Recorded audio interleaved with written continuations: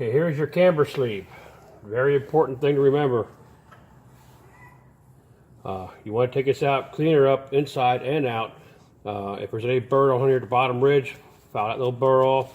You want this thing to be able to slide in there like that. Do not push it down.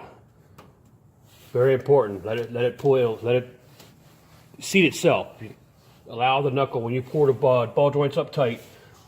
Let that seat this. Do not pound this down all the way. I think that's where I made the mistake last time on the ball joint, and he was having a steering problem. That left knuckle over there was binding, and I think that was the problem because it was down all the way. I never relieved it to reseat it. So make sure you lift this up, clean her up, lube it up. I used just used fluid film on there. Set it back in. Just let it go down to where it's got to be. Don't mix the two sides up either. This is 0 degrees by 0.5 degrees or 0.5 degrees for the passenger side. I think the driver's side is 0.6.